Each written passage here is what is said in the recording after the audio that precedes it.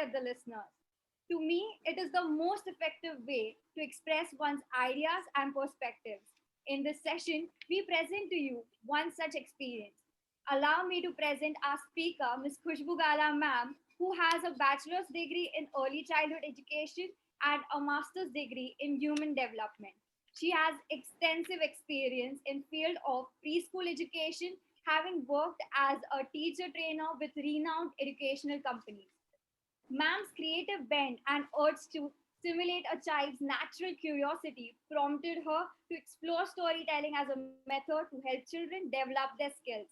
Since 2014, she has been narrating and performing stories in various cities, conducting regular storytelling classes and workshops for children from 2 to 11 years old, and provide storytelling to teachers as well. Warmest welcome to the session, ma'am. We are very excited to interact with you. The stage is all yours. Thank you, Payal. Thank you so much. That was indeed a very warm welcome. And I'm having a little throat irritation. So if I'm not audible very well or if I'm not very clear, please stop me. So yeah, so that was a lovely introduction, and I was so happy to listen that you were so excited about storytelling. And yes, over the past few years that now I have been into this field, I completely enjoy every time, whether I'm narrating a story to one single child or it's an audience of 100 plus. So narrating a story itself is a lot of joy and brings in a kind of a high that gives you so much of satisfaction and so much of inner happiness and peace, that I think storytelling is something which everybody should, use it in some part of their life, at least not professionally, then it definitely helps everyone in some part of their lives. So today what we are going to look at is the art of storytelling. When I say the art of storytelling, here we are not trying to say that you really need to develop your skills, or you need to have certain kinds of skills, or you should have some kind of an experiences only then, or you should be undergoing a particular training, only then you are going to be able to be a good storyteller. So there's nothing like that. Basically, when you want to be a good storyteller, the one who wants to narrate the stories, the first and the foremost important thing for that is that your story has to come within you. You have to believe in your story. Most of the times when we read a book, okay, you read a book, you understand the story, and then when you like that story, you want to go and tell other people about it. And you don't really have to sit and read it 2-3 times for you to understand it, okay? You go through it once and that story touches you, and it touches you so much that you remember it, and then you feel like telling that story to everyone. So that's the key element in storytelling. So if I want to tell a story, first I have to find out a story which really touches me, which is the story which I believe in. And not just because somebody says that, this is a very good story and this is going to help you understand this particular concept, is not for how you pick up a story. So the most important thing for you to become a good narrator and a good storyteller is that you have to pick up a good story. Now, let me ask you, because I like to have a lot of interactive session. I really feel my hands tied up in this kind of an online platform, but let's not make this as a barrier, and, let's have a lot of interaction. I also want to understand that as students, what is your perception? And if you remember any of the stories from your childhood or any story, then like when somebody says storytelling or story, what is something that immediately comes to your mind? Somebody would like to share? It's related to someone's personal life or something, or okay, what has happened. Can you even tell your name, because there are too many people, so I'm not able to. What has happened with the people, what's going on. So about that also in some stories, it's there. In movies also, yes, they are showing now related to the life. Yes, dear, you're right. Sorry, I wanted to know your name, dear. Mukti Mehta. Mukti. Okay, Mukti. So yeah, you're absolutely right, Mukti. So basically, you talk about your you talk about the situations which you have gone through. Okay, and that is the story that you remember. Is that what you are trying to say, Mukti? Yes, ma'am. Yeah. So something that you have gone through is what you remember as your stories. Okay, yeah, that's correct. And Kanchi, is that Kanchi? You want to say something, Kanchi? Yeah, please go ahead. I think for me, when I was kid, the story always started with Once Upon a Time, and then the story Correct. started. Yes, absolutely. So whenever you listen to this phrase, once upon a time, and that's the thing that you can now that okay, something happened some time ago, and that's what people always start with. Yes, you're absolutely right. Yes, anybody else with Relate some other? ourself also means if something is happened with someone, so it can be related with us also because it has happened with us also, so we can relate that thing. Correct. So you kind of relate to when you hear somebody saying a situation or a story which they have gone through. And if that similar situation and a story is what you have also gone through, you kind of relate to that, and that's how it kind of stays with you. Yeah, that's Yeah, and if absolutely something is there, some problem or something, if they give their opinion, so we can take the help of their opinion and we can put our opinion and we can solve that problem or anything is there. correct. So it is more like a suggestion that you try out. It's like a trial and error, that if somebody similar in a similar situation, if somebody had gone through that particular situation and this is what helped them to come out of that situation, so probably you want to try that out if it really helps you as well. Okay. Yes, ma'am. Yeah, correct. So these are the aspects. Now, what generally happens when I say story? The first thing that comes to your mind is when you were small, you've heard different types of stories. When we say stories, we generally come around stories like Hare and the Tortoise, The Thirsty Crow. I know if I ask you, you have to go and tell a story to a young child. This is generally the stories that you will pick up and you will say, if you are not prepared, if I just tell you right now, I'm giving you 2 minutes and you have to think about a story and narrate the story. So what is the Yes. story that you would narrate? Cap seller, the monkey and the cap seller, the hare and the tortoise, so these are the stories that you have listened to, and you have had an experience of these stories at a very young age. But after that, do we really get exposed to any kind of stories? Have you got exposed to any kind of stories after that? Not that much because I'm not too much into reading storybooks and all, but hearing and all, after hearing someone is telling or something, after that, if something is there, I can get to know.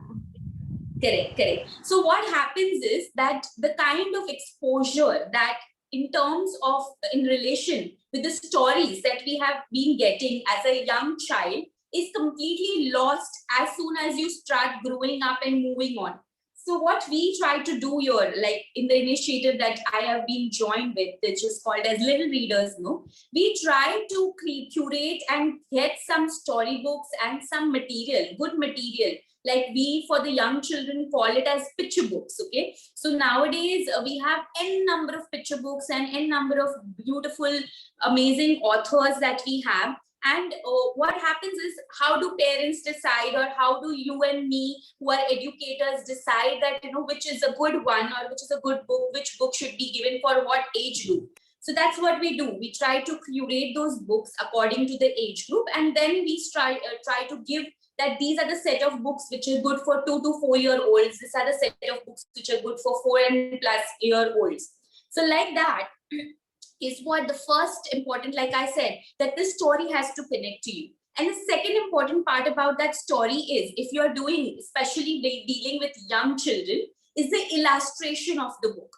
So if I am going to do some story with the help of a book and a picture for a young child, for you and me, when I say that once upon a time there was a forest, so what happens is a picture of a forest comes in front of your mind.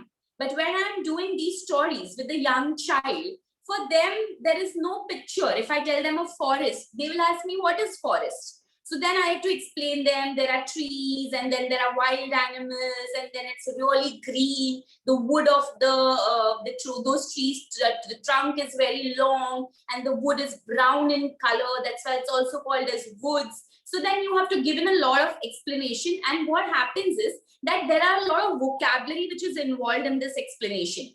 Whereas children are not exposed to so much of vocabulary. They don't know so much of vocabulary.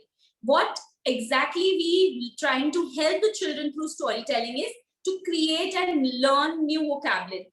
Whereas if I start storytelling from a very high vocabulary, that's what actually happens with us. Why do we do not have the love for reading? Because we do not know most of the vocabulary when we start reading. So because of that, the most important part, even before reading, is listening. So that's why storytelling plays a very important role. So it's not only for the young children. Storytelling is for every age group, because listening to it will help you understand, create your own perspective about it, and have a nice imaginary thought. Whereas if you take a book and start reading about it, and if there is vocabulary which you are not aware about, what happens is it kills your enthusiasm, it kills your interest to go about reading it. Sometimes most of you would say that, when we pick up a novel initially, 2-3 pages, we are very excited and we want to finish this. Somebody has read this, so I also want to read it. So, you are on the go and you're doing it. And once you keep the book after like a day or two, and then if you don't pick it up for 4-5 days, then you are like, you don't want to, you are not interested anymore. You don't feel like picking up the book. And so these days we have this lovely opportunity of Audible and different other platforms where you can listen to these books. So I would always suggest that in case, if you are a person who wants to make an effort to read and to, go through different kind of genres, but there is a little bit of inconvenience, or you could say that the little bit of lethargy and laziness, and also sometimes you want to, but you don't really feel like reading a book. So that's when you should but I'm easy. Sorry? I have too many names of the books, but I'm too lazy to read. Yes. So that's the good way to start, or give you a boost in how you should go about reading, is that listening. That's where storytelling is very important. So it does not matter. So sometimes it would feel like, you would feel like taking up nice picture books and reading through it. I love reading picture books. So it's not just that I read these picture books only for the children, but I love reading these picture books because they are so simple. They have such beautiful illustrations, and the entire process while you're reading is more important than just the end moral of the story. So most of the times what happens is we are into this fixed structure where you have the starting of the story, then you have the middle of the story, then you have the end and the climax of the story, and then what is supposed to be said is the moral of the story is, and everybody wants to learn. So what happens is the entire process that we have of storytelling is completely lost, and we do not really get the essence of the story. Now, when you go to watch a movie, okay, what happens is, do you really only wait till the end of the movie? Do you only wait for the end of the movie? No, because the entire process in which the movie goes. And then after you have done watching the movie, you come out and discuss, this was not good, the dialogues were not good, the cast was not good, this was. So why are we discussing about all of this? Because it was the entire process of that 2.5, 3 hours of the movie which got you connected to it. So if it was a story which you really got connected to, you were very happy about spending that much hours watching that movie. But if it is something which you did not get connected to, then you will feel that, okay, no, it was not a good movie, or you have your own reviews about it. So that's exactly about our storytelling as well. Storytelling is also like narrating, and in a form of a movie. So now when you say that you want to become a storyteller, so what are the key elements that I should remember? The first and the foremost is the story. So the story is something which has supposed to be coming from inside, something that I really believe in. If I feel that, oh, so stupid story this is, how can a hare and a tortoise run like this and feel like that? So the moment I do not believe in that story, I am not going to do justice while narrating that story. Then I'm just going to read that story, that once upon a time there was a hare, then once upon a time there was a tortoise, and then they decided to go for a race, and then they came to the finishing line. And so this is what I'm not narrating the story. This is what I'm just telling some kind of an experience that I have had. But when I really want to tell a story, it is something which has to come from inside. And the moment it comes from inside, there are a lot of other key factors while narrating a story which automatically come and you don't even realize. So that's why I always kind of point out and push in a lot of pressure that please select a story that you really believe in, and it will just something that touches you a lot. Now, I have done a lot of talking, and since we are doing the session about storytelling, so it's a nice way to start it with a story now. Yeah, somebody was saying something.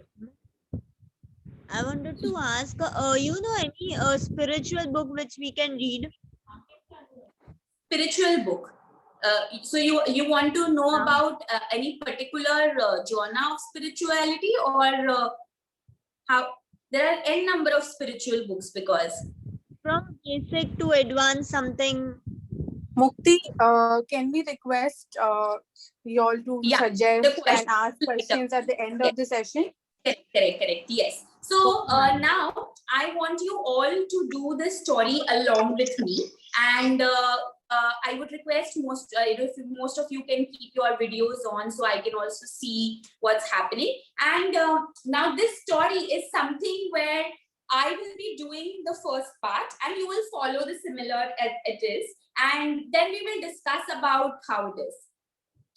So yes, are you all ready? Yeah, you all can sit in a nice comfortable position. We are be doing something with our fingers and our hands.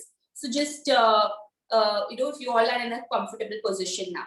Yeah, I'll just wait for like 5 seconds for everybody to get comfortable. Okay.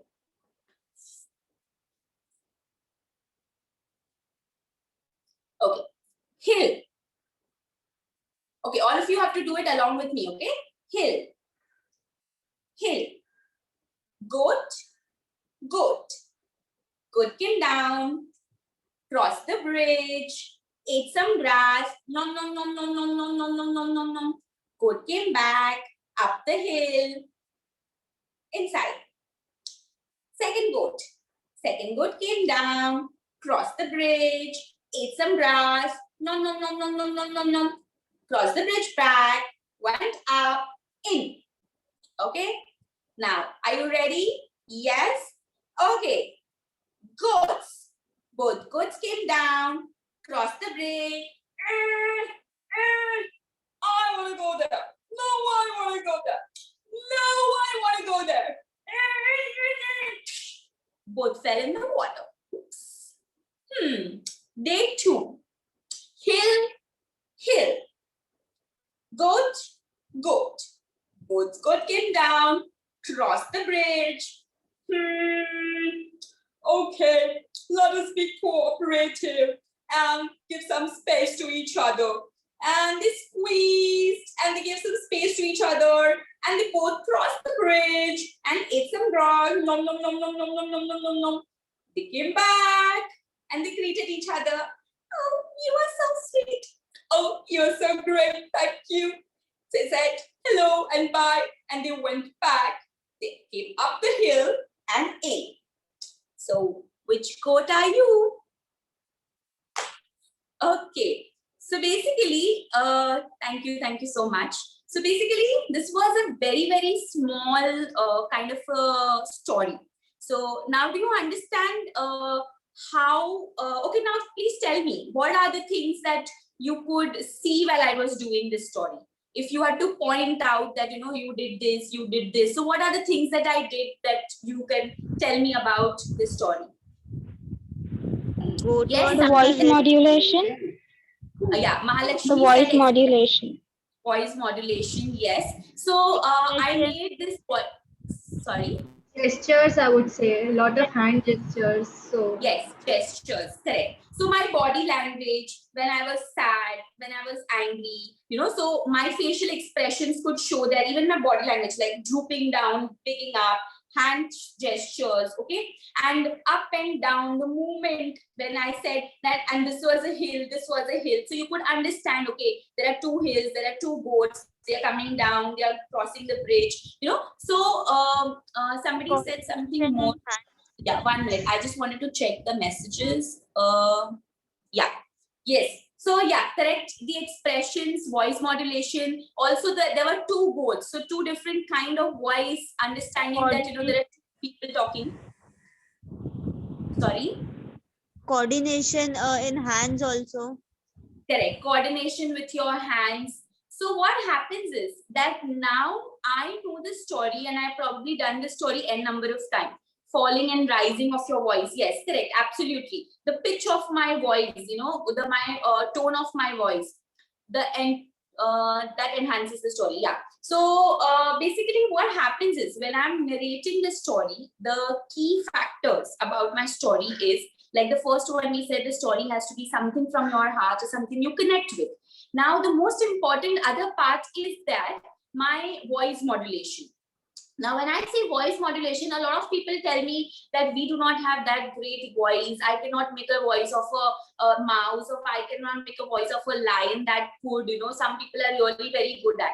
So always remember that when you're doing voice modulation, it's not about how good voice can you make. It's always about what characters are you trying to create over here. So now when I am saying that I have a lion in my story and I have a mouse in my story, so, I am a lion and I'm going to eat you up. So, this is a kind of a lion voice. Now, it could be like this, or I am a lion and I'm going to eat you up. This could also be a voice. I am a lion and I'm going to eat you up.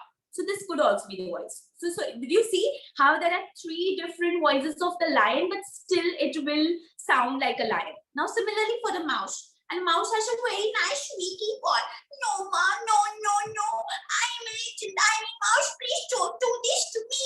So this is one squeaky voice for the mouse. I am sorry. I will not do this again. Please leave me alone. So this is another squeaky voice. I'm sorry. I will not do this again. Please leave me alone.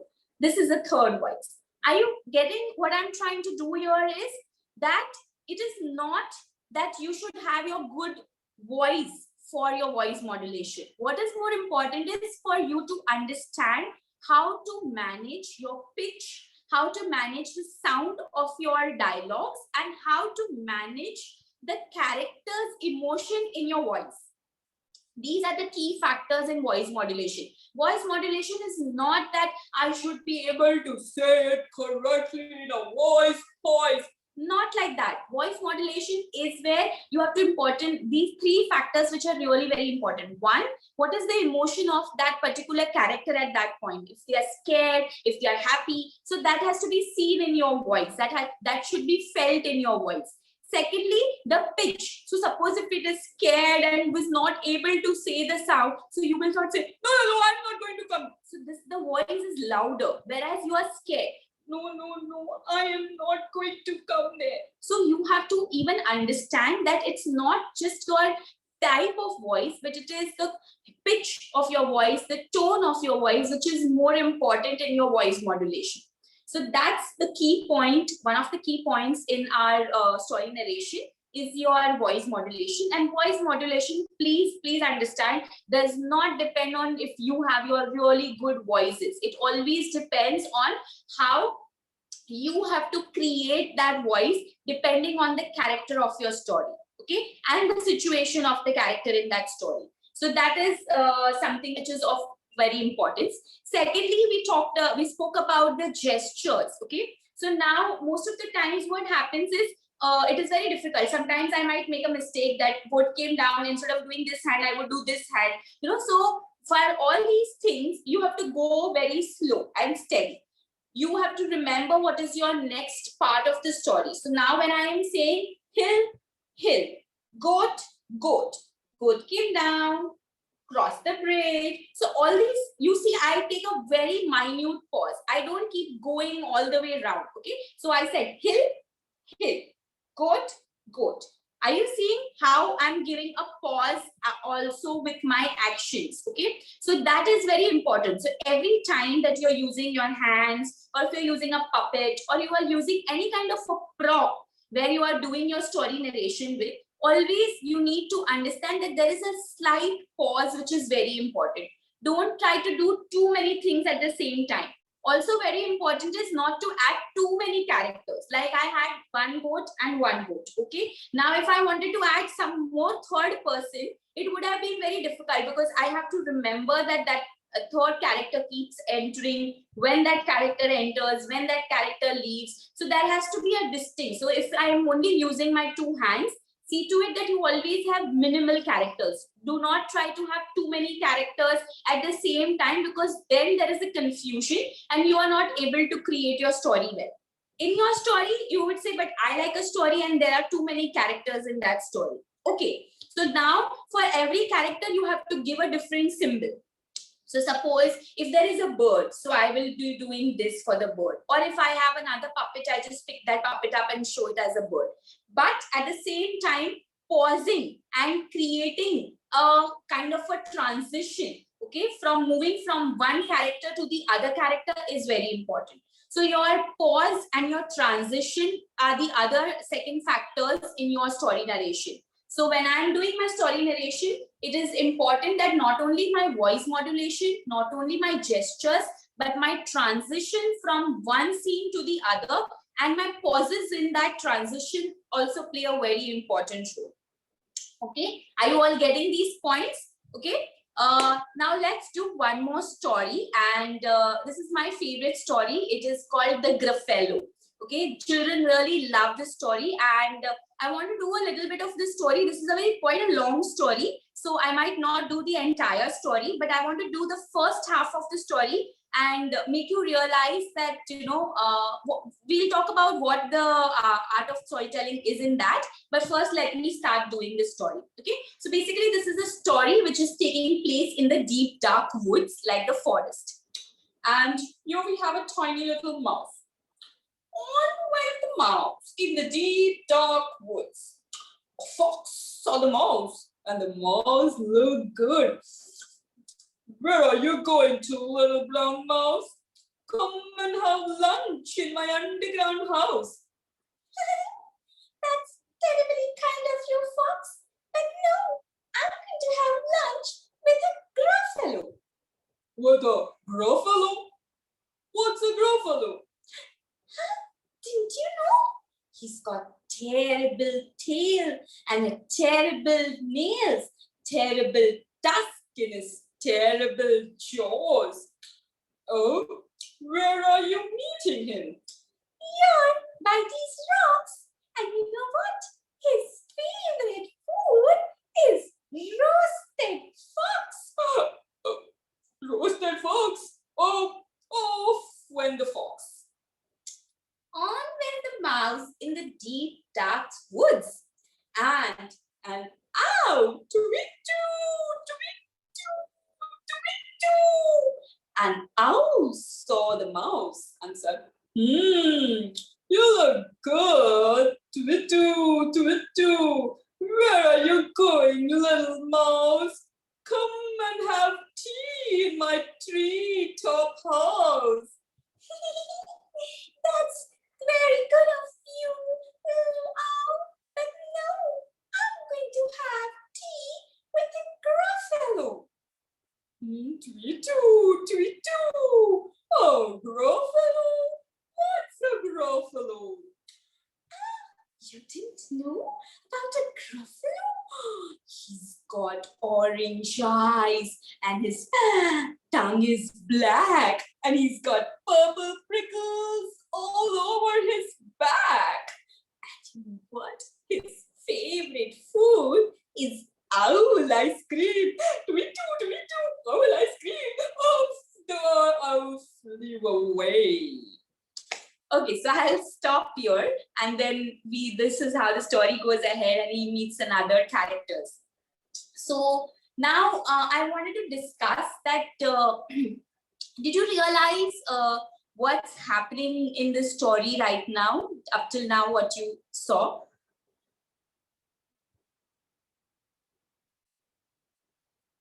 Yes, anyone who would like to share what did you feel or what did you see was happening in the story? First the rat was there, and after that one fox came, and after that I guess rat's reaction was little scarier. I guess he was happy, I guess. And Okay. then after that they were doing the friendship with each other, something was like that. Okay. So basically, I said there is a little mouse, and it's a scary scenario for the characters. Okay.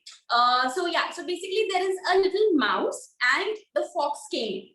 Now, obviously, the mouse is very clever. Yes, that's the correct point. So now, what happened? The mouse actually got scared seeing the fox, but now he wants to show that he's clever and he's not really getting scared. So when the fox invites the mouse that come and have lunch with me in my house. So the mouse says that no, I'm going to have a lunch with a gruffalo. And he's trying to make up who's the gruffalo. He's got terrible tusk, and he's got terrible teeth, he's got terrible jaws, he's got orange eyes, he's got black. So he's just trying to make up a story that there is some character like this, and he's gruffalo, and this is how he is. So what happens is, over here, what I'm trying to explain you is that here we are trying to have a conversation between the two characters. Now, when we are having a conversation between those two characters, you will see that I was making a voice of the mouse. I was making a voice of another character. Now, again, there was a third character in it, which was an owl. So now, when we are having, when we are narrating a story simultaneously, and there are 2-3 characters which keep coming up like this, what happens is you lose the voice sometimes. Now you don't know, oh my God. So now when the owl enters, what was the voice I was supposed to make, or how I was supposed to talk? So at that point, especially when you have these animals as the character, what you do is you just make the animal sound. Tweet-too, tweet-too, tweet-too. So the moment I make the sound of that animal, I get transformed into that animal voice and the character, and then what voice comes, or even if then I just say in my normal voice, it's completely fine, because I have made the characteristic of that character already by saying the sound of that character. Are you getting my point? So similarly, suppose if it is not an animal character, if it is some other character like a human being or anything, you can just give some specific voice to it. Like suppose if I'm talking about an old man, if I say, and then came there an old man. So I just make that sound, and then, or there came a small baby. So, whatever character that you are bringing in your story, you just have to give it a voice. So even if you then say it in your normal voice, it's completely fine, because you have made an entrance, you have made a characteristic for that particular character, which is very important when you are doing your story narration, because this is something which will keep your audience attention towards you. When I'm doing storytelling, I do not like people yawning in front of me, or slouching like this and sleeping. What do I want? I want everybody to listen to me. I want everybody to have their attention towards me. And how is that going to happen? Not just if your story is interesting. Maybe your story is very interesting, but everybody is not interested. But these kind of pauses, these kind of expressions, these kind of voice modulation, these kind of character specifications is something which will hold your audience attention, and people are really willing to listen, and they're curious. Acha, ab kya hoga aage story mein? So were you all really curious to listen ki now what is happening? Where is the mouse going to go now? So what made you feel so curious and what made you hold your attention are these aspects of story narration. One is the voice modulation. Second is the pause and the correct silence which is required in your story. The third is the story conversation happening between your characters, and your correct posture, your gestures, your expressions, your emotions that you're emoting through your story. So these are the points which are very, very important while you're doing your story narration. Now, the other important aspect when I'm doing story narration is my storyline, that where I am going, you know, creating and building up the curiosity. What's going to happen next? What's going to happen next? Only if there is a curiosity that is built up in the story, I want to know, okay, what's going to happen. So then and then there is a high and a low in your story. Your story rises, and then suddenly there is a low. Then again, your story rises, and suddenly there is a low. So these are the other characteristics which are very important in your story narration. Now, let's do one more story. And this is also one of my favorite stories. And then again, have a discussion. So are you all on the same page? Is anybody having some problem in understanding, or is it quite clear? Yeah, I will take your questions at the end. I will definitely give you 5 minutes and take all the questions at the end. But right now, I again want to do a little story and then go ahead with the discussion. Okay, so this is a story of an elephant. And the story is, oh, going great. Thank you so much. So this is a story about an elephant, and the name of this elephant is Gajapati Kulapati. Gajapati Kulapati. Okay, so this is an elephant, Gajapati Kulapati. Gajapati Kulapati was a huge animal, but Gajapati Kulapati was a gentle elephant. And Gajapati Kulapati loved playing with all the children. Gajapati Kulapati would walk in his village from left to right, and enjoy his stroll every evening. All the kids loved Gajapati Kulapati, and they would come and pat him. They would give him some bananas, and he loved eating bananas. Now see how hot it is. Yeah, the sun is shining so bright. Similarly happened at Gajapati Kulapati's village. The sun was shining brightly, and Gajapati was feeling very, very cold, very, very hot. Now, what would Gajapati do if he's feeling very, very hot? Do you have any idea? What can Gajapati do if he's feeling so hot? Yes, anyone would give some idea what would Gajapati do if he's feeling so hot? He will go to a river, take his big trunk and shower some water on his head. Yes, so that's what Gajapati can do. He can run towards a river, take some water in his trunk and shower himself with that water. That's absolutely right. So let's look for Gajapati's river. Where is Gajapati's river? Where can he find? And there he finds his river, and he puts his trunk inside the water. Come on, all of you, take your trunk, put it inside the water, and let's take some water in our trunk. And shower yourself with the water. I'm feeling so good. Are you all feeling good as well? That feeling so refreshing. I feel so good. So, one other day, so this was Gajapati, how he used to play with all the children. But one day, there was a problem with Gajapati. And what happened? Gajapati was not feeling good. So he was taking a walk, and he thought that let me just take a walk for some time and then I will feel better. So he was walking and walking and walking. But what happened? He wasn't feeling good. So he wanted to ask his friend, his banana seller, his friend. So he says that, oh no, I will eat some banana, then I'll feel better. So let me tell my friend, the banana seller, please can you give me some bananas? So Gajapati he pushed his trunk up and he opened his mouth to say, please give me some bananas. And you know what happened when he opened his trunk? When he put his trunk up to say, I want some banana, he got a very, very, very big sneeze. And what happened when he sneezed so loudly? The banana seller who was having bananas, the bananas flew from his basket and they fell on the postman's head, and the postman started running and he banged into a cow, and the cow got scared and she put her tail up in the air and she ran. Amma!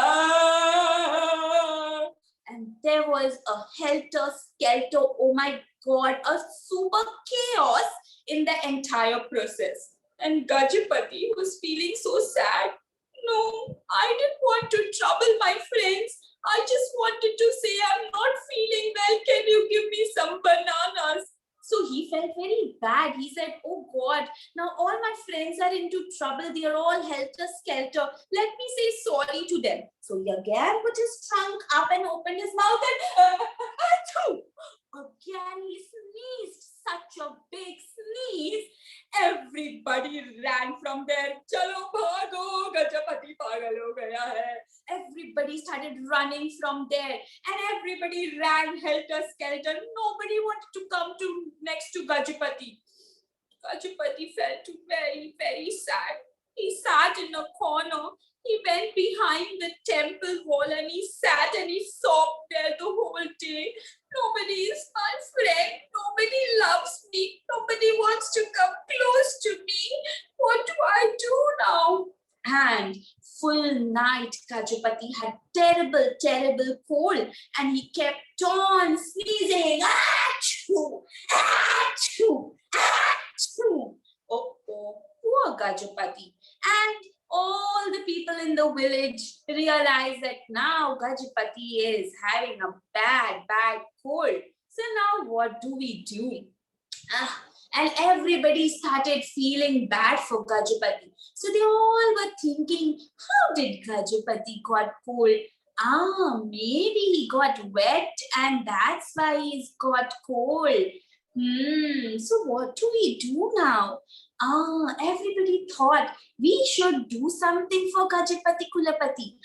Let us make a big house for Gajapati Kulapati, and then he will feel good inside the house. Now out in the sun, he's feeling so exhausted, and then he takes bath and then he gets cold. Every time this is going to be a problem. So let's make a nice shady house for Gajapati, and then he will feel better.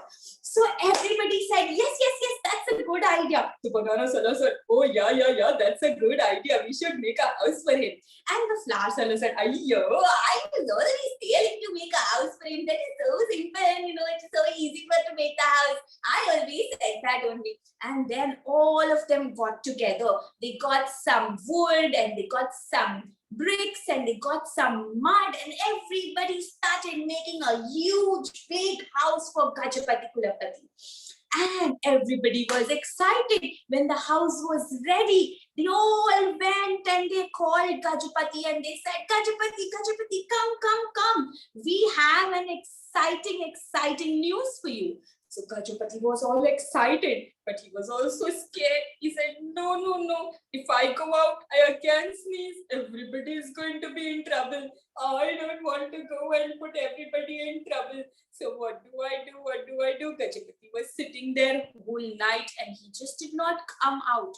And dark night at the mid of the hour, he got his biggest sneeze, and after that his cold had disappeared.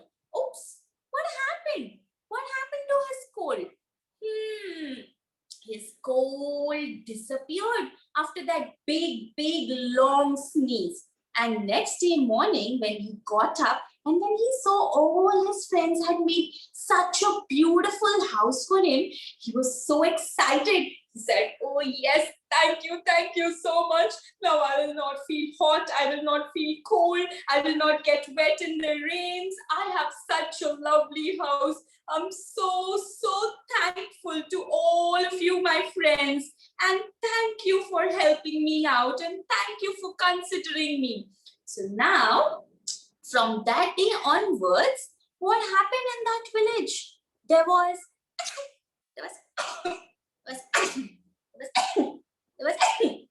but there was never ever a phew. Thank you. Okay. Yes, thank you. So this is a funny and a story which children absolutely love. So when you do the story with the children and you ask them to do achu along with you, they get crazy about it. And after the story is over, like for weeks, I will have children coming and saying, achu, can you do big achu? Can you do small achu? So such is an impact that your story narration, your storytelling creates among the children.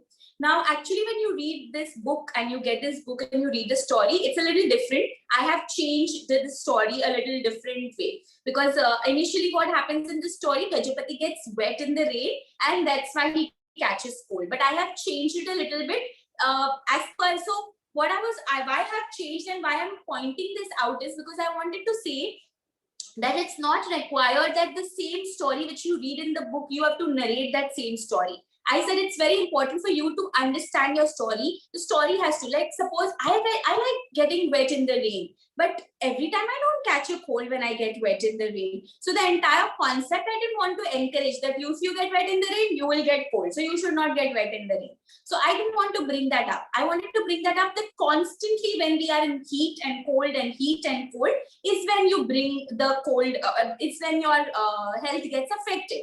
So then I wanted to bring that up. So that's the reason I modified the story a little bit and I changed it a little bit. So that's what I wanted to bring that point up. It's not always that you have to stick to the story that you have learned or you have read or you have heard about. You can make the changes in your story because there is no particular rule that this story has to be said like this only. Story is something which a storyteller makes it interesting. So as a storyteller, it is your skill, and I would always say that each storyteller has its own skill. Like I have a skill of narrating it in a nice voice or in a form of a good gesture. But there will be some storytellers who would do that just with their eyes. They would just sit and they would make an expression with their eyes in such a way, their voice would come out so beautifully that they don't have to make any bodily gestures. So that's also completely fine. It's not that in your story everything has to be there, your gestures also has to be there, your expression also has to be there, your voice modulation. You have to pick up what is your point that you are good at. What is the skill that really is something that you are good at. Pick that skill up and just go with the flow with that story and you narrate your story. So that's what is very important. So this is the other key factor in your story that I wanted to bring up, is that you can make your story flexible and you can change your story as per your requirement. You don't have to stick to the story which you read from the book or you read from the story and you have to, it's not that you have to say the exact lines. You have to create your own story, which is very close to you, which you want to create. Now, one more point that I wanted to bring up was that the words that you use are very, very important. Okay. So when I started the story, we said that the elephant is a big elephant, but he's a gentle elephant. Everybody loves him. Everybody plays with him. Because most of the times what happens, the lion is a bad lion. He eats everyone up. The crocodile is a bad crocodile. The elephant is a bad elephant. He stamps everything. So what happens is we create a bad element with the character and with that particular story, with particular animal. So that's not what we want to do. The characters are different in the story. So there sometimes the elephant is good, sometimes the elephant is bad. So we should always see to it that whenever we are creating a character, we should always not say that this is a bad elephant. No. So we can say that Gajapati Kulapati was a gentle elephant. There may be a wild elephants also, but Gajapati Kulapati was a gentle elephant. Okay. So this is the character Gajapati Kulapati and not the elephant who is gentle. Okay. So what we are trying to create here is that every character is going to be different. So sometimes the elephant is going to be very, a strong elephant or somebody who is ferocious, but sometimes he's going to be gentle. So always remember that when you are narrating your story, your words make a lot of impact. So what kind of words are you using? And then we also had a word called as disappear. Okay, so what happened is he got a very big sneeze and then suddenly his cold disappeared. Okay, so now here we are going to bring this word which might be very new for the children, like a disappearing. So what is disappearing? So then, we create and understanding, we ask these questions. So once I finish my story, then I ask the children, so can you tell me some new word that you learn? Instead of every time shouting out the moral of the story at the end, saying that, so the moral of the story is that you have to be friends with everybody, you should not fight with everybody, you should not. So instead of saying all of this, it is very important that we have a conversation with the children, which will bring out what are the other elements that they grasp from the story. Now, whether some child really, maybe some children will say that they should have not made a house for him, they should have done something else. So everybody will have their own perspective and they will have their own imagination. So you have to have that kind of a conversation. So moment we have that kind of a conversation after the story, it brings up a lot of narrative skills is what we say. So narrative skills are basically the skills which will help them develop to speak and to say in sentences. Because most of the times what happens is when we ask a question, it's always that, after we have finished, now I'm going to ask you a question. Okay, come on, Sakshi will tell me that where did this elephant stay? Then Reena will tell me that what did the elephant eat? Then Payal will tell me where did the elephant sleep? So what happens is we have these close-ended questions for them.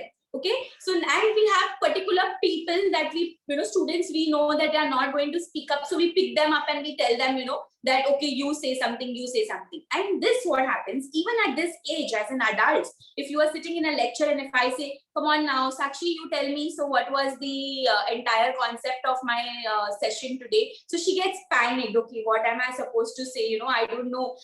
And then, so what happens is in the whole entire, this kind of a debate, in this kind of a barter, where we are trying to say that you have to tell me this, is where your, even if you want to say something, your perception and your entire thought process goes into a kind of a tight knot, and you're not able to say what you want to say. So instead of that, always have a very open-ended question.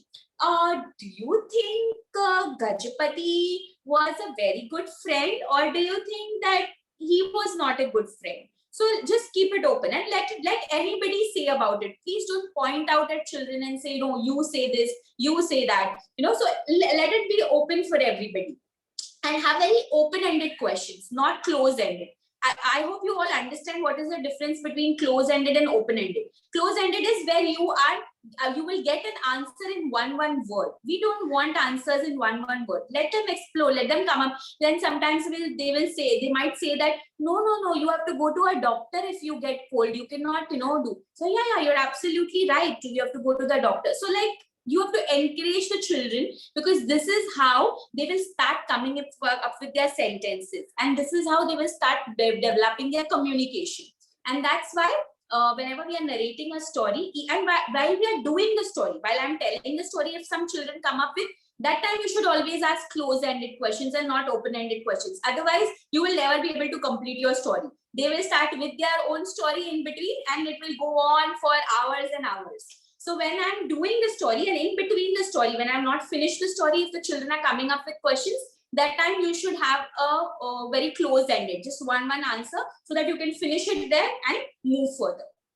Okay, so yeah, so that's what from my side for the entire topic of story narration and the art of storytelling. First and the foremost important, that the story has to touch you. It has to come inside from you. Secondly is your voice modulation. Voice modulation does not mean that you have to have a good, nice voice. Only if you have been like a Indian Idol contestant, only then you will be able to have a good voice and good voice modulation. Nothing like that. It's just that you have to understand the characters of your story. You have to understand that how to give that emotional voice to that your character. So if your character is sad, you have to have a sad voice. It does not go with the voice quality. It goes with the tone and the pitch of your voice. It's not about the quality of your voice. Okay, so always remember that. So voice modulation, then your gestures, your facial expressions, your body language. When you are saying that I am a lion, so you raise your body up, and no, I am scared, so you push yourself down. So all these body languages are something which is very important while you are narrating your story. And the other part was the open-ended and the close-ended questions. And did I miss something more? Yeah. And yes, now we are open to questions. If anybody has some questions, or if you want to give me a feedback about how you felt about this session. Ms. Khushbu, first of all, I'd like to commend your not just storytelling skills. I know that is foremost, but I imagine you as an alumni. I am thinking about what kind of a public speaker you were when you were, my students' age, because I'm teaching them presentation skills at the moment, and I am constantly, and even otherwise, for this English language day events, we've been trying to motivate them to take part in debate competitions and read aloud. Correct. And how would you, what would you tell these students? They're really, the very simple stuff like stage fear. Correct. You've done some tips. Yes, sure. Yeah, so I am today this confident speaker because of the experiences that I have had and the kind of exposure that I have had to the audiences. But that will only come, like, how will you develop these experiences and exposures is that when you put yourself in there out. So now it is very easier, said than done. That I will say that okay, it's okay. You should go up on the stage and speak and have that kind of a confidence. But how to match up or how to come up to that level where you can have that kind of a confidence? So the key elements, one is preparation. Very, very important that you prepare yourself. You know what you want to speak. What are the points that you're going to say? If I am today wanted to tell you 3 stories, then which are those 3 stories that I'm going to say? Why am I going to tell you those 3 stories? What is my intention behind you telling those stories? So sometimes what happens is when you are going on the stage and when you're preparing yourself, you're only preparing yourself for what you feel like and what you have. Like suppose it's a topic given to you. So always remember that who is your audience. You should always prepare your material as per your audience rather than just the topic given to you. So like art of storytelling was a topic given to me, or I was going to speak on that topic, but I knew I'm going to speak to students who are first year students. So I need to understand that how am I going to create my content which was going to be of an impact, which is going to bring in the necessary requirements and the tips which you will require and to know right now as a student. Maybe if I would have done this similar workshop with the preschool teachers, my take on it would have been completely different. My examples would have been different. My pointers would have been different. What should they focus on would be different. So always remember that when you want to present, firstly, always be prepared with your content, what you want to really speak about. Secondly, who is your audience? Who are you going to tell this to? So always understand your audience and accordingly start preparing your content, or also have that kind of connection. There has to be very, very important that you have to have connection. Also, I feel eye contact is very, very important. Okay, that's also important in your story narration as well, that you give your eye contact to your audience. Does not matter whether you have 10 audience or whether you have 100 audience. You can still give eye contact to 100 audience as well. So when we do a story narration on a very big platform, the moment I look at the audience, I come to know whether they are still with me, whether they are not, whether they are getting bored. So the moment I look at the audience, I understand, and then that is a cue to me from my audience, and I kind of modify. So now if I know that I'm at the middle of my story and still half the story is left to say, and when I look at the audience and if I feel that, oh my God, they have come to their saturation level, they are not going to go any more further than a minute. So then I quickly bring some kind of a change in my story. So maybe I add a jingle. So then even if I had not added that something, I will just add in some jingle, or I would stop at that point and say, so now can you all guess what is going to happen in my story? And have a little bit of interaction, stop my story at that point. So what is happening here is that you have to get cues from your audience. And how you get cues from your audience is only because of the kind of eye contact that you have with your audience. So these are the key elements, I think, as a speaker that you have to remember. One is prepare yourself, understand your audience, have a good eye contact with your audience. And I think when you're doing your pre-preparation, see to it that you put yourself in front of a mirror or in front of cameras these days that we have.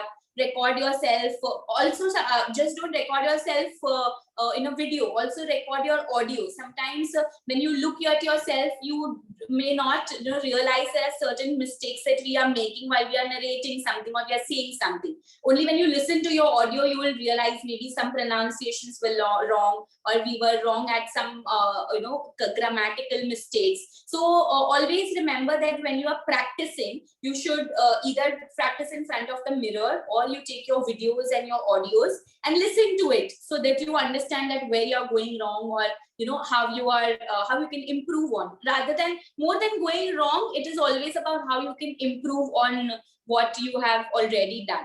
So, and it's okay, there are you make a lot of goof ups when you start initially. Maybe I made a lot of goof ups today, but it might not, the audience might not know it, because it is me who was prepared with something, and I know what I went wrong in, so that next time I do something, I remember this and I do this. But a confident person saying something which you do really touches your heart and which you want to convey to your audience, I don't think there should be any kind of a hesitation. It comes very naturally. Maybe for the first 5 minutes, there is a little palpitation that always happens when it's a huge audience in front of you. But slowly and eventually, if you are clear with your entire topic and entire preparation and what you want to speak about, I think that's more than enough. These 4 elements, I think, are the key factors that you should remember while you are performing or doing in front of performing in front of an audience. Yeah. Thank you, ma'am. Ma'am, I would like to say that I really love the way you kept us all engaged. I think you can see it from the comment section. Yes, and absolutely. I somewhere felt that I probably missed this kind of storytelling in my childhood. I wish it was there at that time. I think Correct. everyone. I really love Yeah. the session, ma'am. Thank you. Thank you so much. We can invite questions if there are any. Yes. Yeah, before we ask the question, Huda, let's talk about one of the comments. It is by Rashmi ma'am, Dr. Rashmi ma'am. She said, very nice and skillful. She used to be a faculty. So yeah, we would like to point that out. Yeah, now I think we can. Rashmi Vyavankar ma'am? Yes. Okay, my HOD. So yeah. Oh. She was, I think she's still here. I think we can start taking the questions. Yeah.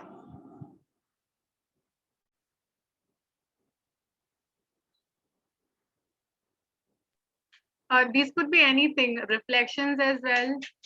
Yes. Feedback, anything. Feedback, reflections. If you have any questions and doubts about storytelling, or if you would like to know what are the different prospects that you can look forward after your graduation, I can give you a gist of those things.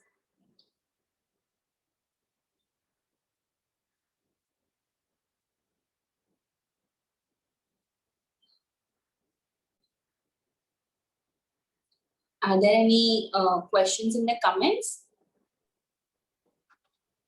No, not yet. Not yet. Yeah. Good afternoon, Khushbu ma'am. This is Reena here. Yes. Ma'am, you taught us in SY, if you remember. Okay.